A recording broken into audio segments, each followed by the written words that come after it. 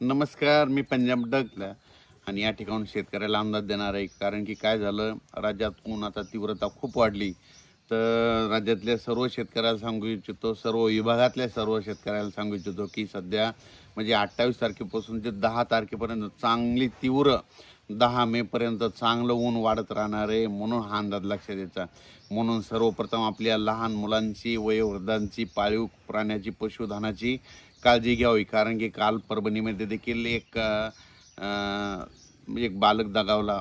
त्याच्यानंतर अकोल्यामध्ये बऱ्याच अशा घटना उष्माघातामुळे घडत आहेत. म्हणून लहान मुलांना उन्हामध्ये फिरू देऊ नका. राज्यात चांगला आणखीन पारा वाढत जाणार आहे. काल देखील अकोला जिल्ह्याचं देखील मी म्हटलं होतं ना 47-48पर्यंत जाईल, तर 47च्या पुढं 48पर्यंत तापमान अकोल्याची नोंद झाली. पण हे लक्षात यायचं, परभणी देखील 44 होतंच, आमच्या भागात देखील 44 होतं. तर आणखीन 10 तारखेपर्यंत चांगली तीव्र उन्हाची लाट राहणार आहे, म्हणून हे अंदाज सर्व शेतकऱ्यांनी लक्षात द्यायचा. मग राज्यात सध्या तरी पावसाचं वातावरण नाही, पण काय होतं, जर खूपच ऊन वाढलं, पारा समजा उंच गेला की काय होतं, तिथं अवकाळीचं म्हणजे स्थानिक वातावरण तयार होऊन त्या ठिकाणी पाऊस पडतो. काल देखील मेकर भागामध्ये, तुरळक भागात झाला, शेगावकडे झाला, इकडं संगमनेर पट्ट्यात देखील झाला. हे फक्त स्थानिक वातावरणामुळे पाऊस तयार होतो. ऊन वाढल्याच्या नंतर तिथं काय होतं, स्थानिकचं वातावरण तयार होतं. म्हणून हे सर्वप्रथम शेतकऱ्यांना लक्षात द्यायचं. पण राज्यात मात्र आता मात्र चांगलं तीव्र उन्हाची लाट राहणार आहे, म्हणून हा अंदाज लक्षात घ्यायचा. वातावरणामध्ये थोडं ढगाळ वातावरण राहील. ढगाळ वातावरण राहण्यामुळं काय होणार आहे, गरमी वाढणार आहे. इतकी गरमी राहणार आहे की जशी मुंबईला जशी गरमी असते तशी आपल्या इकडे गरमी जाणवणार आहे, म्हणून हा अंदाज लक्षात घ्यायचा. राज्यात सर्व शेतकऱ्याला सांगू इच्छितो, तर 40 दिवस राहिलेत पाऊस येण्यासाठी. आता 40 दिवस राहिले आहेत, म्हणून 40 दिवसामध्ये तुम्ही काय करा, ज्यांचं शेत दुरुस्त नसेल तर तुम्ही शेतीचे कामं करून घ्या. कारण की राज्यामध्ये पावसाचं वातावरण तयार झालेलं आहे. ऊन वाढत असल्यामुळं काय झालं की आपण आपल्या शेतीची मशागतीची रात्रीच्या वेळी कामे करून घ्यावी ट्रॅक्टरनं. कारण की दिवसाचं ट्रॅक्टर चालत नाही, कारण की तापमानच इतकं आहे की त्याच्यामुळे ट्रॅक्टरसुद्धा चालत नाही. म्हणून सर्व शेतकऱ्याला सांगू इच्छितो की तुम्ही तुमचं जसं वेळ तर भेटेल तसं ह्या 40 दिवसामध्ये शेतीचे कामे करून घ्या. पावसाचं काम करतो. आणि परत एक सांगतो की राज्यामध्ये 2026ला चांगल्या प्रमाणाचा पाऊस पडणार आहे, म्हणजे जेमतेम पडणार आहे, पिकाला लागल तसा पडणार आहे. यावर्षी तुम्हाला एक सांगू इच्छितो, म्हणजे खरीप आहे, म्हणजे खरीप चांगलं कशामुळे येणार आहे, पाऊस पिकाला लागल तसा पडणार आहे, त्याच्यामुळं खरीप चांगले येणार आहे. आणि सप्टेंबर ऑक्टोबरमध्ये परतीचा पाऊस जास्त पडणार आहे, त्याच्यामुळं रब्बी चांगले येणार आहे. म्हणजे यावर्षी दोन्ही पिकं चांगले येणार, म्हणून शेतकऱ्यासाठी सर्वप्रथम आनंदाची बातमी. बरेच माध्यमातून म्हणतात की दुष्काळ पडणार आहे, काही गवतच उगवणार नाही, तसं काही होणार नाही.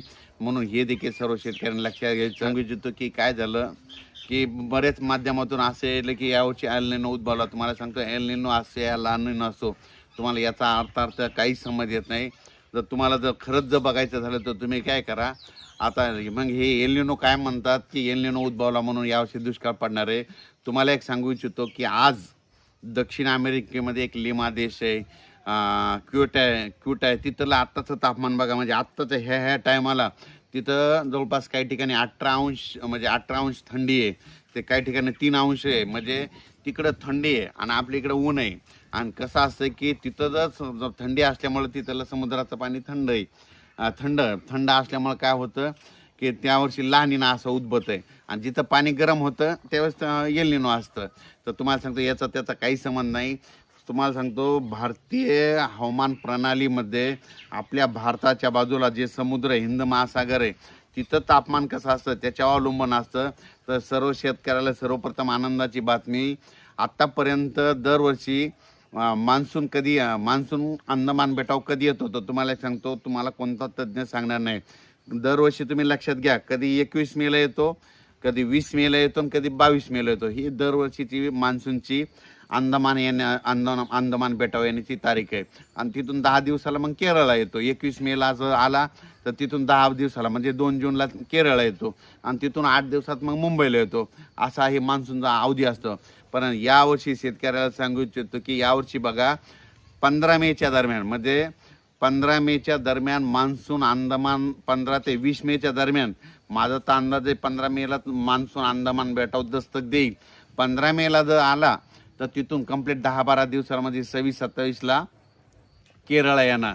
आणि तिथून 8 दिवसांमध्ये 7 जूनला जवळपास महाराष्ट्रात पाऊस येऊ शकतो असं म्हणजे परिस्थितीनुसार दिसायलंय. म्हणून सर्व शेतकऱ्याला सांगू इच्छितो की तुम्ही शेतीचे कामे करून घ्या.